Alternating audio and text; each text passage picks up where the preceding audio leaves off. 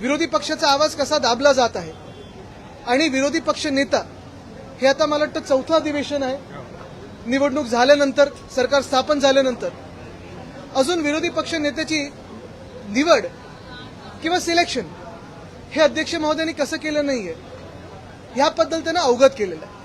आम्हाला पूर्णपणे माहिती आहे की हा अधिकार अध्यक्षांचा असतो, पण ज्या देशामध्ये अल्पमताची सरकारं झालेली आहेत, मग प्रधानमंत्री असतील, मुख्यमंत्री असतील, मेजॉरिटी नसताना काय तर 2 खासदार असताना देखील, 16 खासदार असताना देखील जे प्रधानमंत्री होऊ शकतात, जिथे मायनॉरिटी गव्हर्नमेंट असेल किंवा युतीचं सरकार होऊ शकतं, आघाडीचं सरकार होऊ शकतं। तसंच आज परिस्थिती ही आहे की महाराष्ट्रामध्ये विधानसभेत जवळपास 1.25 ते 200 आमदार हे सत्ताधारी बाकावर असताना देखील सत्ताधाऱ्यांना विरोधी पक्षाची काय एवढी भीती वाटते की एक विरोधी पक्ष नेतेपद हे सत्ताधाऱ्यांना देऊ शकत नाहीत, हे पत्राद्वारे आम्ही अवगत केलेलं आहे।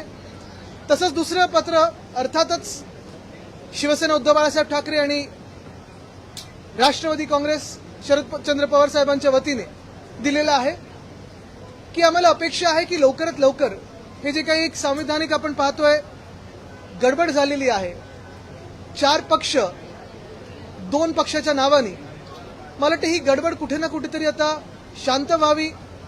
हा सगळी जी अडचण झालेली आहे, राजकीय असेल, सामाजिक असेल किंवा संविधानाच्या प्रमाणे, ती निस्तरणं गरजेचं आहे आणि ते देखील आम्ही विनंती सरन्यायाधीश महोदयांना केलेली आहे।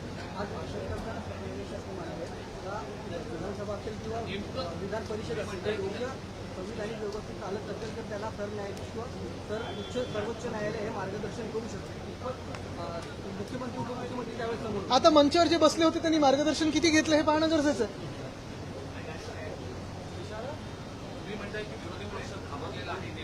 सत्ताधारी पक्ष घाबरला विरोधी पक्षाला। आता रोज आपण पाहत असाल, आम्ही वेगळे लक्षवेधी असतील आणि नुसतं आम्हीच नाही, कारण लोकशाहीचा चौथा स्तंभ म्हणून आपण देखील आणि आपलेच विषय आम्ही कधी कधी हाऊसमध्ये मांडत असतो। प्रत्येक दिवशी भ्रष्टाचाराचा काहीतरी विषय येत असतो लोकांसमोर। मग आपल्याला आठवत असेल मागच्या वर्षी जे मी ते उन्नत मार्ग गायमुख ते ठाणे या उन्नत मार्गाबद्दल आपल्या माध्यमातून लोकांसमोर हा विषय आणलेला, तोच विषय सुप्रीम कोर्टाने या सरकारला ते टेंडर रद्द करायला लावलं, कारण 3000 कोटीची गफलत त्याच्यात होती। म्हणजे प्लॅनिंगमध्ये गफलत, फायनान्सेसमध्ये गफलत, ही सगळं गडबड घोटाळा सरकार जो आहे ते आम्हाला घाबरतं, कारण प्रत्येक दिवशी आम्ही एक वेगळा त्यांचा घोटाळा असेल, भ्रष्टाचार असेल तो लोकांसमोर आणत आहोत।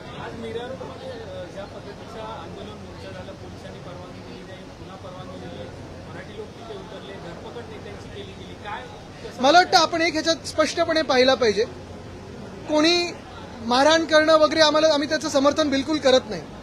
ते वाद कशातून निर्माण झाले मला वाटतं ते आपण पूर्ण व्हिडिओ पाहून त्याच्यातून पाहिलं पाहिजे, कुठे कोणाला राग आला, त्याच्यातून वैयक्तिक काय झालंय का वगैरे, हा एक पूर्णपणे वेगळा विषय झाला।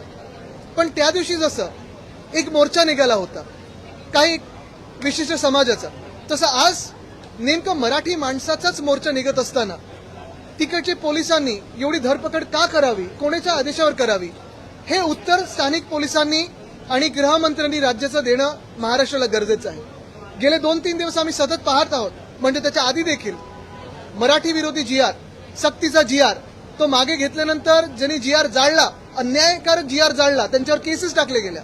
मग एक कोणतरी भाजपचे उठून बोलतं की मराठी माणूस म्हणजे ते पहलगाममध्ये आलेले अतिरेक्यांसारखे, त्यांची तुलना त्या पाकड्यांबरोबर केली। त्याच्यानंतर काल परवाकडे ते निशिकांत दुबे जे बोललेले आहेत।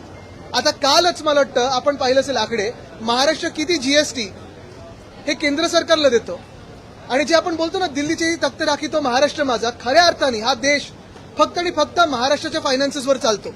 मग इतर राज्य आहेत त्याच्यात, मग प्रगत राज्यांमध्ये जर आपण पाहिलं तर तामिळनाडू आहे, कर्नाटक आहे, इतर राज्य देखील त्या पूर्ण तिजोरीमध्ये आपलं योगदान देत असतो। पण महाराष्ट्राचं जे योगदान आहे ते एवढं मोठं आहे, त्याच्या बदल्यात आम्हाला मिळतं काय तर महाराष्ट्रावर अन्याय, भाजपकडून केंद्र सरकारकडून अन्याय। जर तिजोरीत पाहिलं तर भोपळा, आणि एक अन्यायकारक महाराष्ट्र विरोधी, मराठी विरोधी सरकार हे भाजपच्या रूपात आमच्या डोक्यावर बसवलेलं आहे। पूर्ण मराठी उद्या मग हिंदी देतो।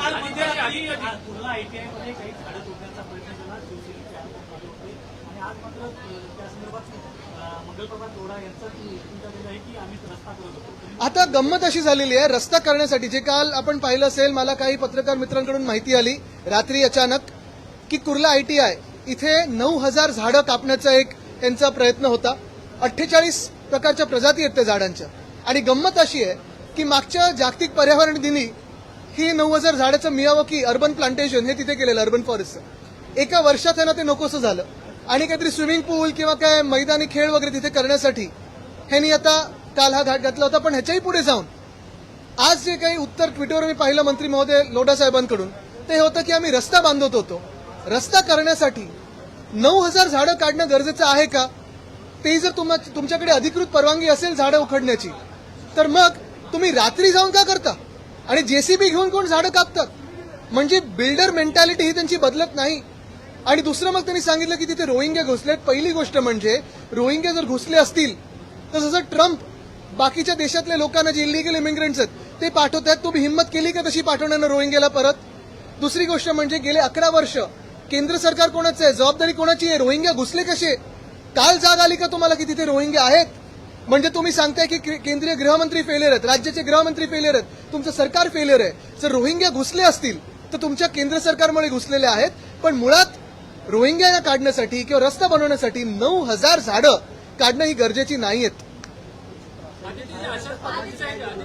2,000 कोटीचं कॉन्ट्रॅक्ट काढलं, त्याच्यामध्ये इम्प्लिमेंटच देण्यात आलेलं नाहीये आणि अनियमितता दिसते त्यात. आता काल आपण पाहिलं असेल मुख्यमंत्री महोदयांनी त्यांच्या मागे उच्चस्तरीय एक चौकशी लावलेली आहे. सहसा सरकार असं चौकशी ह्या काळात तर पाहिलेलं नाहीये, पण खास प्रेम असल्यामुळे. एक मिनट, मैं पूरा मराठी होने दो फिर मैं हिंदी में बात करता हूँ.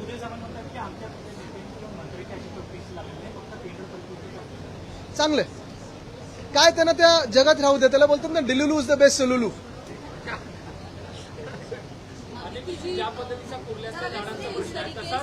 थांबा पहिले मराठी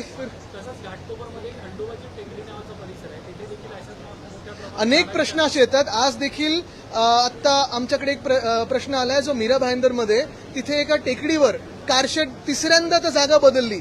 झाडं कापण्याचा आणि डोंगर कापण्याचा तिथे प्रयत्न होत आहे.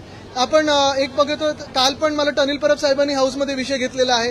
अजून एक अशी विकासक आहेत ज्यांनी घाटकोपर इथे प्रयत्न करत आहेत, तर तिथे तो देखील विषय आम्ही उद्याच्या हाऊसमध्ये मांडू.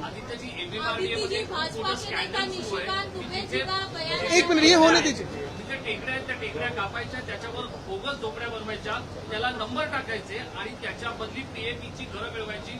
हे आपल्यापर्यंत काही पोहोचलंय का किंवा त्याच्यावर काही काम? ह्याची जर माहिती असेल तर मला द्या, निश्चितपणे आम्ही हा विषय घेऊ. आदित्य जी, निशिकांत दुबे जी भाजपा के जो वरिष्ठ नेता है उनका बयान आया है कि जितने भी महाराष्ट्रीयन है वो महाराष्ट्र के बाहर आकर दिखाए, उन्हें पलट ये कल ही इसको मैंने जवाब दिया है. निशिकांत दुबे ना कि उत्तर भारत का कोई प्रतिनिधित्व करते हैं, ना कि वो उत्तर भारतीयों का प्रतिनिधित्व करते हैं, ना कि वो हिंदी भाषा का प्रतिनिधित्व करते हैं. बहुत सारे ऐसे लोग हैं जो महाराष्ट्र में बहुत सालों से आते रहे, देश के हर कोने से आते हुए, क्योंकि ये एक स्वप्न नगरी है, माया नगरी है, लेकिन अपने व्यवसाय के लिए हो एक सपना लेके आते हैं कि मुझे यहाँ उन्नति करने आगे बढ़ना है. सभी का हम स्वागत करते हैं, लेकिन हमारा जो विरोध था वो हिंदी के सख्ती को था, ना कि हिंदी भाषिकों को है, ना कि हिंदी के भाषा को है.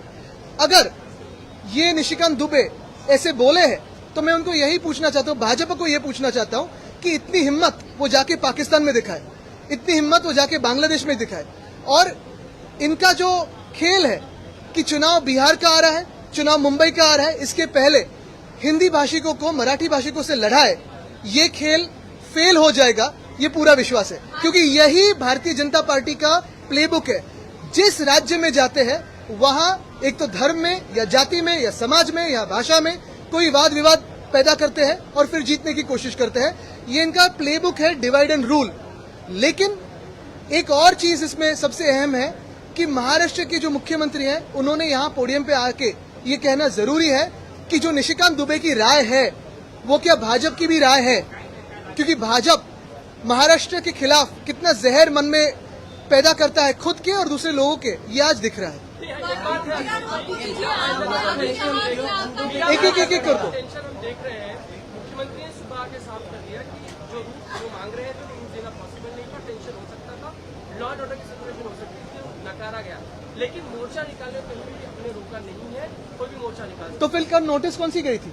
रात को इतने लोगों को अरेस्ट क्यों किया था? जो नेतागण है उनको अरेस्ट क्यों किया था? जो कार्यकर्ता है उनको अरेस्ट क्यों किया था? और हमारी तो यही एक मैं सोचता हूं कि व्यू है, पर्सपेक्टिव है कि किसी भी हाथापाई का समर्थन हम नहीं करते हैं। कोई भी हाथापाई ना करे, इस भूमिका के हम भी है। वो हाथापाई क्यों हुई थी, वो झगड़ा क्यों हुआ था, वो क्या वैयक्तिक था, वो क्या आम सड़क पे क्यों हुआ, इसका इन्वेस्टिगेशन अलग हो सकता है। लेकिन अगर कोई समाज उस दिन मोर्चा निकाल सकता है तो क्यों ना स्थानिक जो मराठी भाषा लोग हैं वो मोर्चा या अपनी जो बातें लोगों के सामने क्यों नहीं रख सकते। क्यों ऐसे ही होता है कि महाराष्ट्र में ही, हमारे घर में ही हम पे अन्याय होते जा रहा है। क्यों ऐसे भाजपा का रवैया है, ये भाजपा बताए।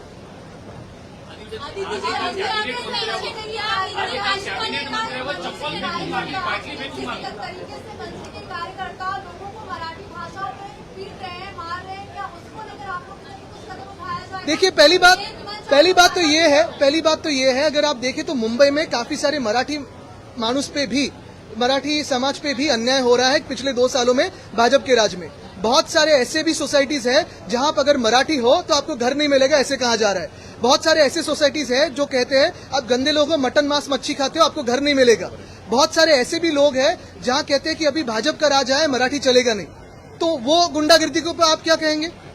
तो वहां तो कुछ ना कुछ रिस्पांस, मैं नहीं कह रहा हूं कि देना जरूरी है, लेकिन वहां कोई आदमी होगा उसको गुस्सा आया, माथा फिर होगा तो देगा उसको रिस्पांस।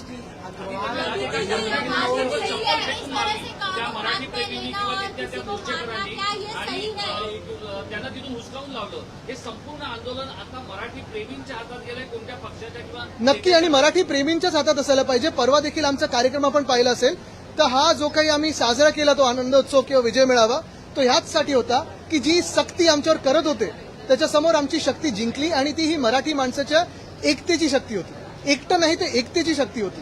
आणि महत्वाची गोष्ट हीच आहे की कुठचाही झेंडा, कुठचाही पक्ष न पाहता सगळे मराठी लोक आणि मराठी प्रेमी लोक, अनेक अमराठी पण होते त्याच्यात, हे सगळे महाराष्ट्र प्रेमासाठी एकत्र आले। धन्यवाद।